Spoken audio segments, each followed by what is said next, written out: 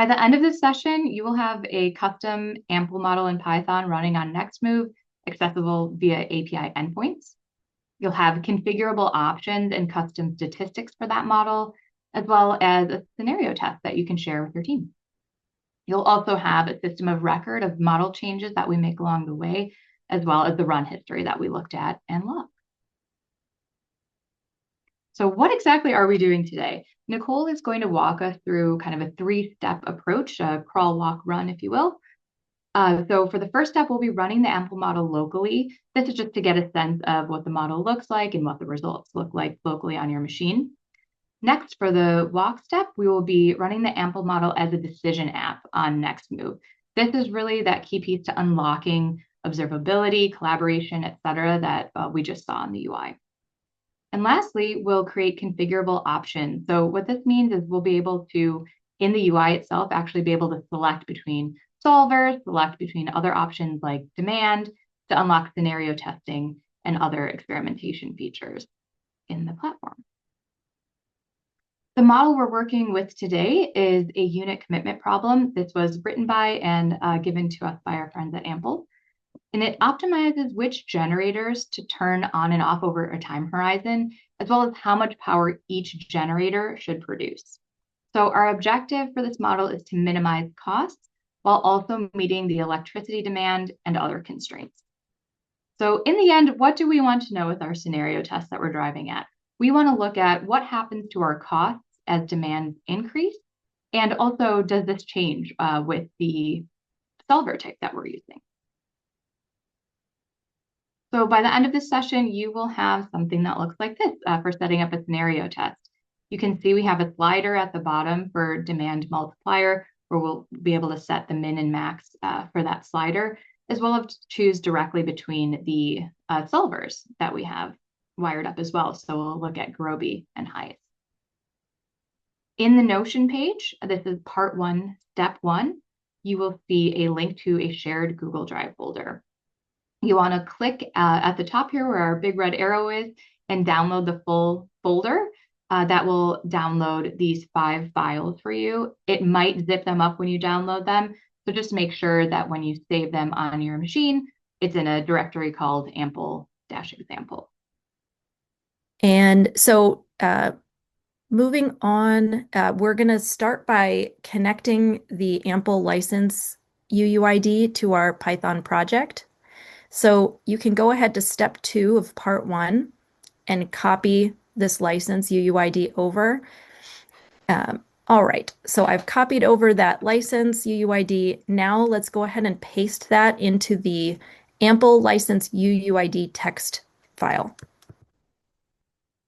making sure to save once you do that.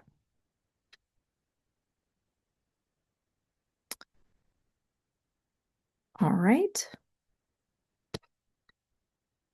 So once we've done that, we are ready to install our requirements through the terminal. So you can copy this code block from step 3 of part 1 over.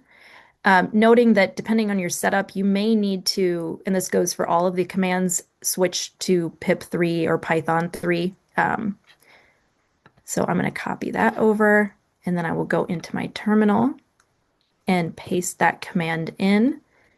And so what this is doing is it's pip installing all of the requirements in the requirements.txt file, which is mainly the AMPL modules that we need to run the application and pandas. Okay, so that completed.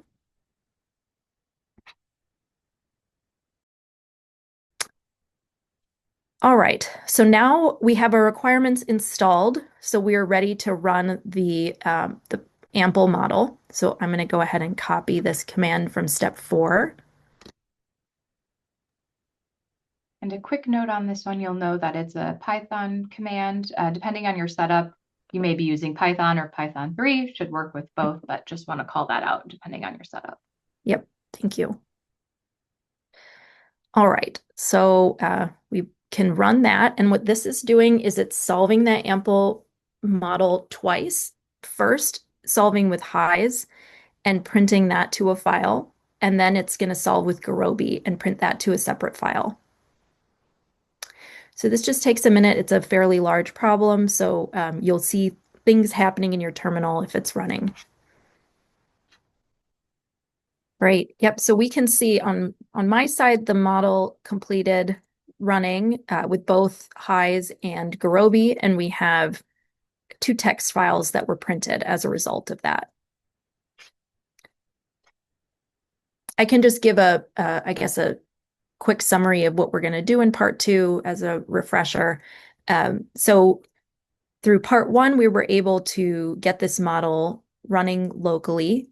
And in part 2, what we really want to show is how to take this local model and actually push it up to Nextmv and make use of Nextmv's scalable infrastructure, observability, collaboration, version, and model management. So those are the pieces that we're going to unlock when we move on to the next phase of this. Next up, what we'll be doing is connecting to Nextmv. So we're in part 2, which is pushing the AMPL model to Nextmv. So first, what we're going to do is navigate to the Nextmv UI, which is at cloud.nextmv.io. And so I'm going to go there. We're going to click on Settings in this top blue banner. Then we're going to click on API keys. And you're going to copy that API key over from the Nextmv console.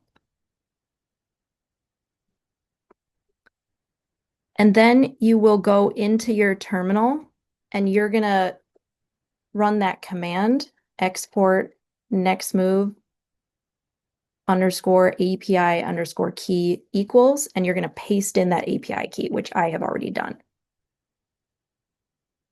And press enter.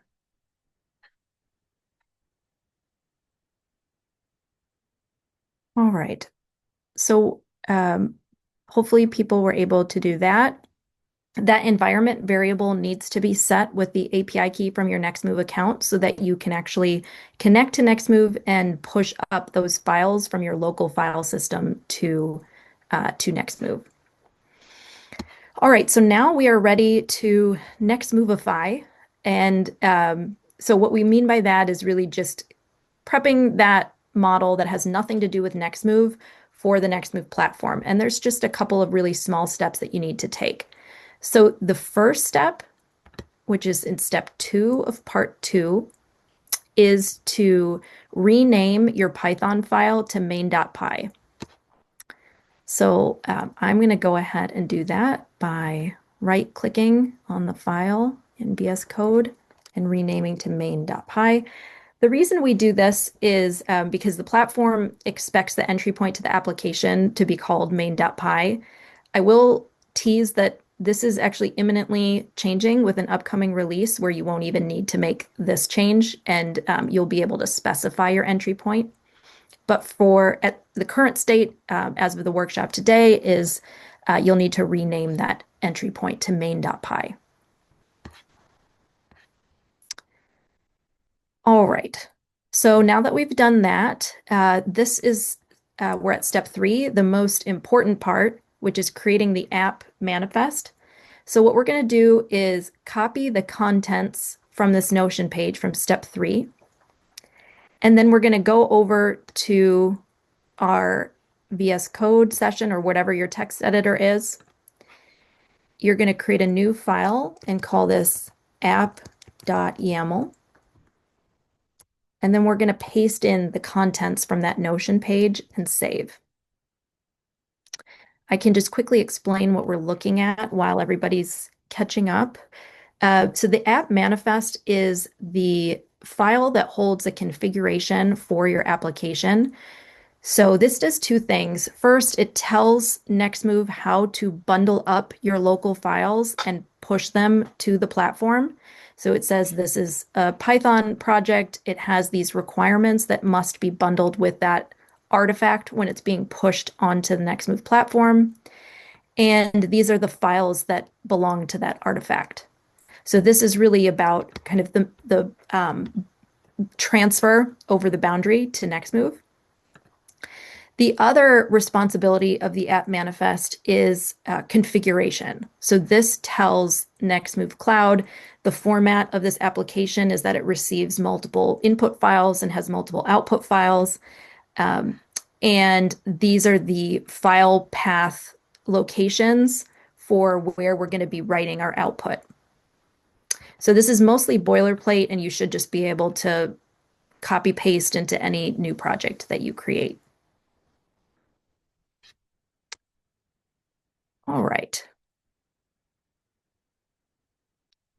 And just be mindful of the saving of this file so that everything is saved when we're ready to push. Okay, so now we are moving on to step 4. In step 4, we're going to just copy this command here to pip install Nextmv.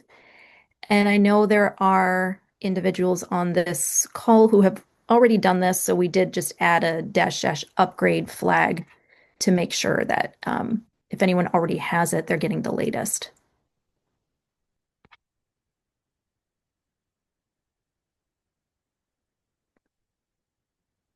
Okay, so now that we've installed the Nextmv SDK, we are ready to push up those files from our local file system to Nextmv. So I'm on step 5 now. So I'm going to copy the contents from the code block in step 5. And then I'm going to go over to my editor and I'm going to create a new file called push.py. And I'm going to paste those contents in and save.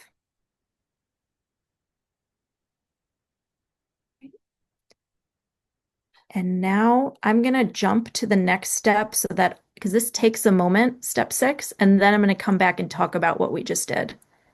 So I will copy the code block from step 6, and I'm going to run that, which is just running the push.py file. All right, so as that's going, let's talk about where we're at here. So to Nextmovify this application, we have renamed our Python file to main.py so that the Nextmv platform knows this is the entry point to the application. We have created an app manifest file, which has these contents, for the most part, boilerplate under configuration. And then under files, we've just specified the files that need to be bundled up with the application, along with requirements under the pip requirements. And then we've installed the Nextmv Python package, and we've created a push.py file, which does the actual act of pushing the local files from my machine onto the Nextmv application. And so what's happening here is we're getting our API key from an environment variable, which we all have hopefully set. We're creating a client to Nextmv, and then we're checking if we already have an app in the Nextmv platform called AMPL example in our account. If we do not, then we're going to create it. And then we're going to actually push the files from our local file system up to that application. Step 6 is the act of actually running that push script.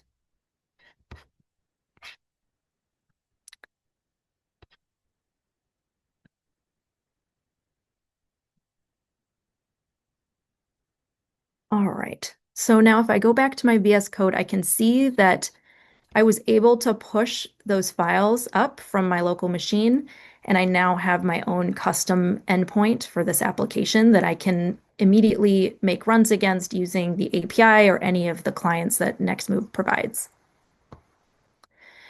So that is exactly what we're going to do next. We are going to step 7, which is to run an app remotely through the Nextmv UI. So what I'm going to do now is head back to my application. And So I'm in this overview page of my AMPL example application. We can see that I last pushed up this executable at 11:30 a.m. Eastern time, which is now. So you can always get a view into when the last changes were made. Your application here is likely empty. Mine has had some wear in since I've been working on this. Once you have some usage, you'll see things like recent run history, any experiments that you've run, and a view into your metrics over time. So now I can go into this runs view and I can actually just click this shortcut key which is the plus sign next to runs. This will create a new run. And here you get to the new run page where you can upload a file, which I will do. And so once you do that, you'll see your input file show up here. And I'm going to keep the instance set to latest. So we offer the ability to manage instances, which are really the endpoints that you're hitting of your application.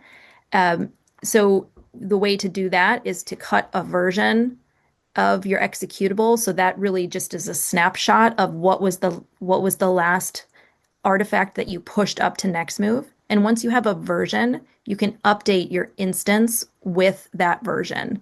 But for the purposes of the workshop, I think we're giving you all enough to work on in an hour. So we'll just leave this to the latest instance, which is going to have the latest pushed artifact that we just pushed up. All right, so we can go ahead and click Start Run. And so we can see that the status is running for this particular run. Notice how we don't have any run configuration here. And the run hasn't completed, but when the run completes, we won't have any metrics here because we did not hook up defined configuration options and define metrics to our underlying model code. So this is that of the crawl, walk, run steps, this is the walk part, which is we're simply going to be able to push up that application, make runs. We're going to have run history. We're going to have the ability to manage our versions and our instances of that underlying model code. But we have not yet unlocked the ability to have those configurable options that Renu teased at the beginning of the call. And we have not yet unlocked experiments. So that's what's going to be coming next.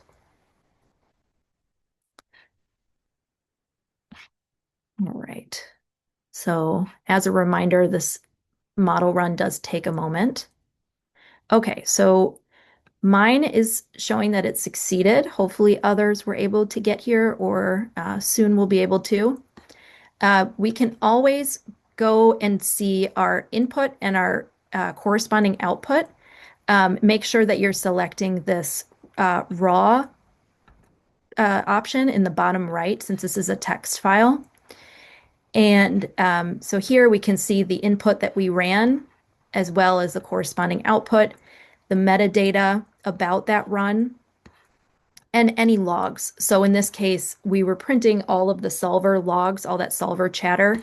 So that is showing up in the logs here.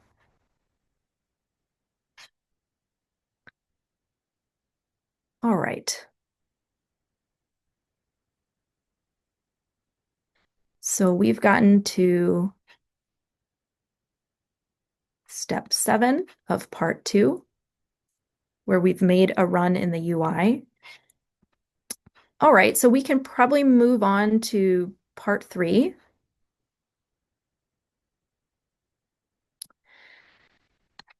So part 3 is where we're unlocking those configurable options that I mentioned and experimentation. So what we're going to do first is we are going to add Nextmv to our requirements.txt file. So I'm going to go in here and I'm going to add Nextmv and make sure to save that.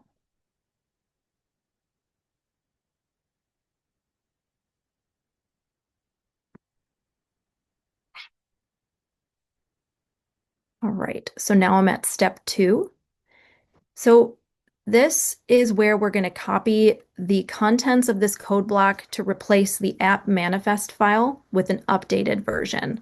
So let me do that and then I'll explain what we're doing here. So I'm going into my app manifest, app.yaml file, and I'm going to delete everything in it and replace it with the updated code block from part 3. Now, what looks different about this? So we can see everything is pretty much the same up until line 24. This was what we already had. But now we have this new section called options. And under options, we have a few defined option items.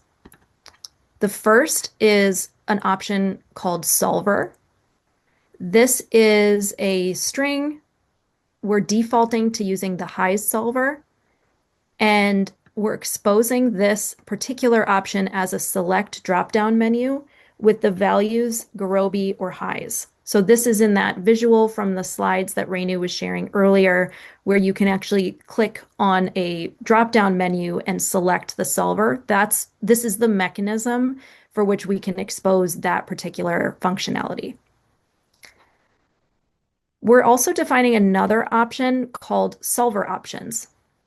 So this is a string, and we're simply exposing this as an input text box with a string value that can be included in here.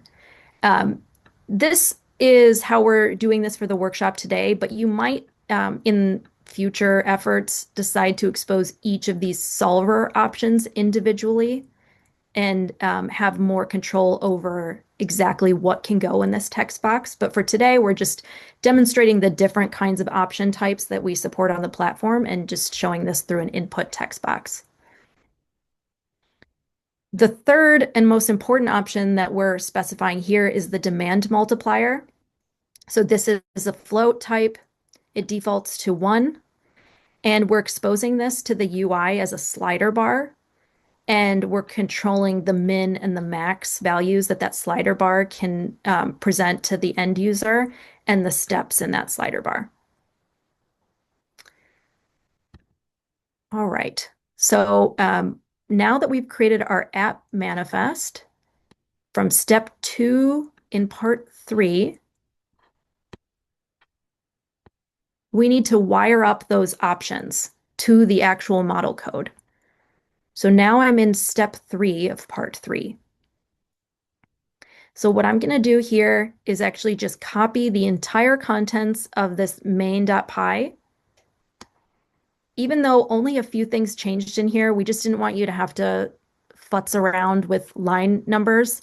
So we're just going to actually replace all the contents of this main.py with the updated main.py code block and make sure to save the results. So now let's talk about what actually changed, which was not very much.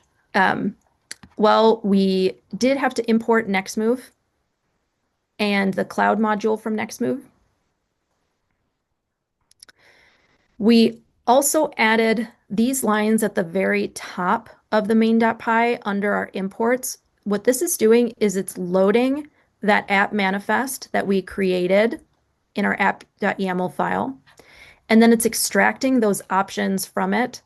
And that's so that we can actually wire up those options to the model code so the model can be responsive to options that are passed in from the outside. And then all of this is really unchanged code. And then we get down to, oh, excuse me, I did jump over one change, which is right here. It's line 82 for me. So what this is doing is it's wiring up the demand multiplier. So instead of just reading the demand from the input, we are reading the demand from the input, and then we're applying that multiplier to each value of that demand array so that we can scale the demand up or down based on the user's defined multiplier.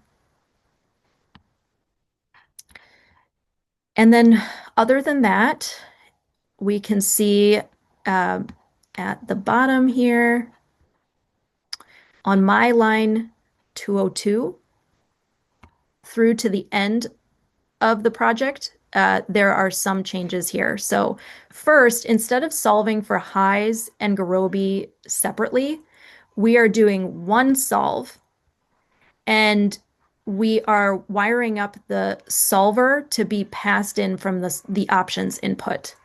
And we're wiring up the solver options to be passed in from the options input as well. So that's where we're doing that options.solver instead of just hard coding HiGHS or Gurobi in here. And then the last change is now that we've wired up our options, we also want to populate that metrics tab in the UI. And to do that, we can leverage the Nextmv statistics constructs in the Python SDK. And really what this is doing is it's helping you to follow our statistics convention for exposing whatever KPIs you care about for this model. So here we're exposing the total time that the solve is running for, the objective value, and then some custom metrics for whatever we care about. So in this case, we're printing the number of variables and the number of constraints, but our users tend to have tons of things showing up in this custom block for all of the KPIs that they care about with their model result.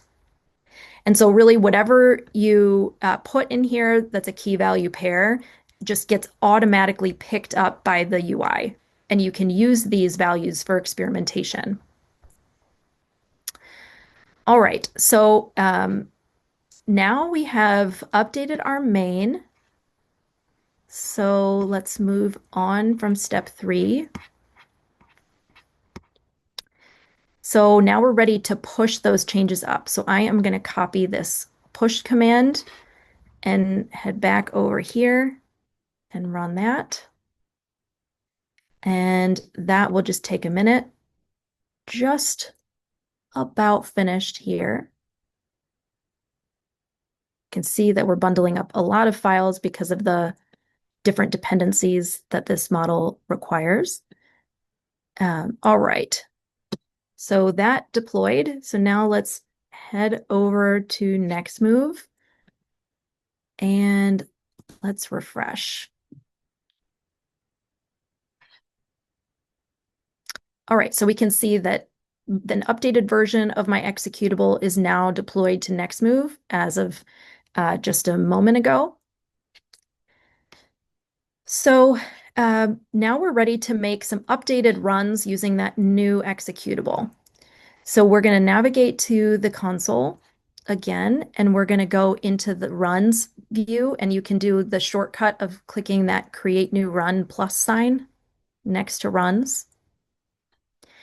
And then we will upload our input file.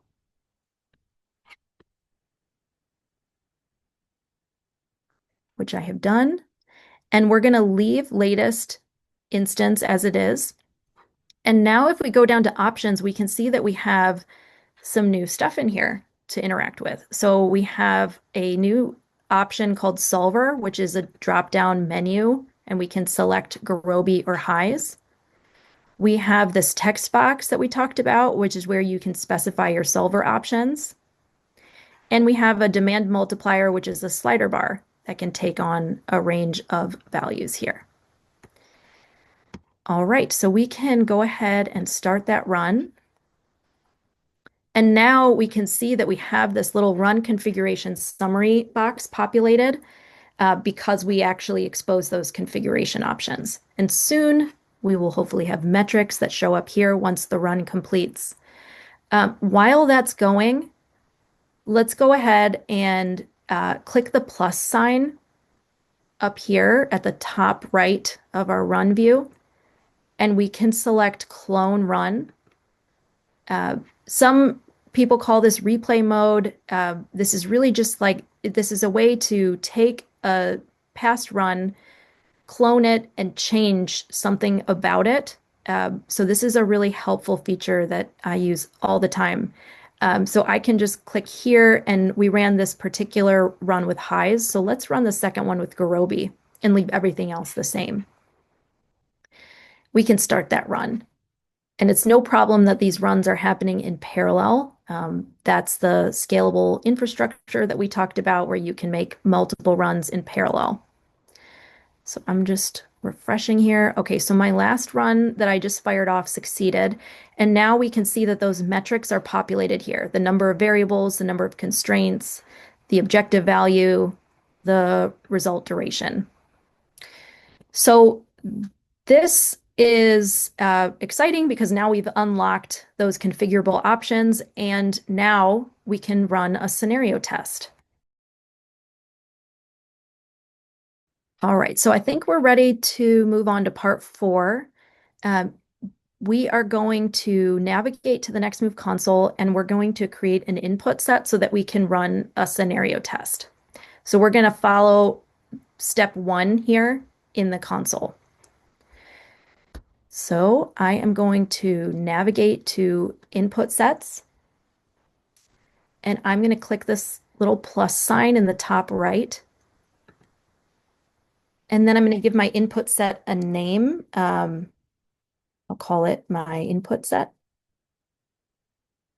And under the create type, I'm going to select instance and date range.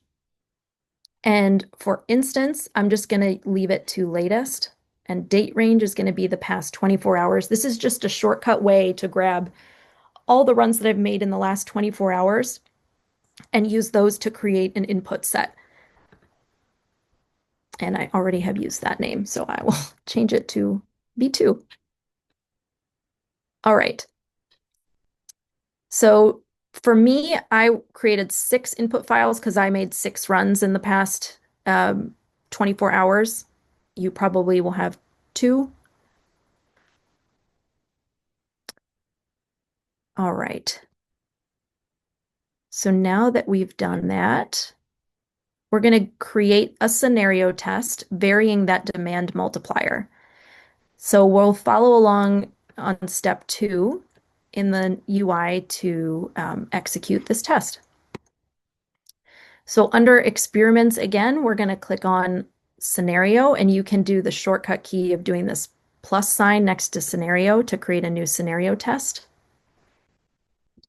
And I'm going to go ahead and name this Nicole scenario vary demand. And so I'm going to select my input set, which is the one I just created, called my input set V2. Under instance, I'm going to select the latest instance, which is what we've been working with so far. And now I have access to this configuration, which I can vary for my scenario runs. So right now I'm creating one option set, which is highs with these solver options and this demand multiplier. But I want to also see what happens when I run Gurobi. So I click this plus sign next to solver, and I get another drop-down menu for the solver, and I'm going to select Gurobi. So now I've got another configuration set that is created here.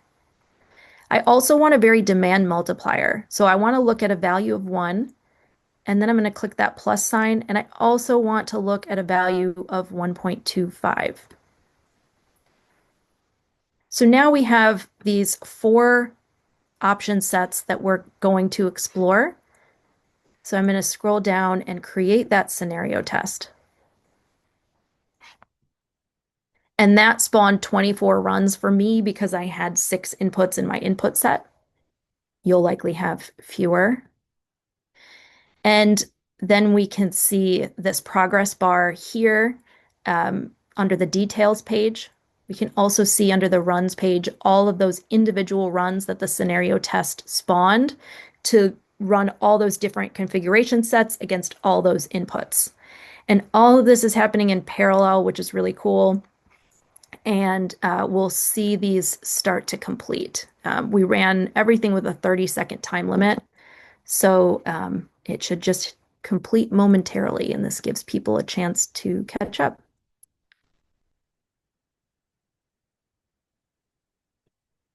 All right, so we see those runs starting to complete. And we're just about done. Okay, and so now we've got our nice interactive pivot table that we can reference for this particular scenario. So I'm going to pull out options set from here so that I can better see what's going on across the dimensions that we care about. I'm also going to pull out solver options from the top since that didn't change. And so now we've got really just what changed. We have our demand multiplier, which we ran with a 1 or a 1.25, and we have our solver, Gurobi or HiGHS. And we can even select on our solver to filter on just Gurobi, for example. And here we can see that as the demand multiplier increased, the objective value, which is in this model costs, if we remember, did increase as well. This is pretty expected, but it's good to see that manifested this way. If we select HiGHS instead, we can see that the HiGHS model, actually the cost decreased instead of increased. And so we might say, oh, that's interesting. Why did that happen? Which we went through this thought process as well when we were preparing for this workshop. And it turns out that HiGHS just didn't complete the solve in that 30-second time limit. It didn't find the optimal solution yet. So if we ran for longer, it's likely that the behavior would be the same as what we saw with Gurobi, and that as demand multiplier increases, the costs also increase. All right. So really quickly, before I leave this page, I will pull up another run that might be of interest. So we basically, at this point, we've unlocked scenario testing, those configurable options. There's even more that can be done here, which is exposing custom visualizations alongside your run. And so we didn't have time to go through this today, but I just want to quickly show that if we make use of the custom assets feature, we can expose things like custom visuals in the Nextmv console. So here we're showing the commitment status of each unit over time, where green is on and red is off. We're also showing the mix of thermal versus renewable generation over time. So these are really cool features, and really all that you need to do is just support our schema and have a plot object rendered through JSON in your output. And so all of this code is available on our demos GitHub, so you can go further and try some custom visuals on your side as well.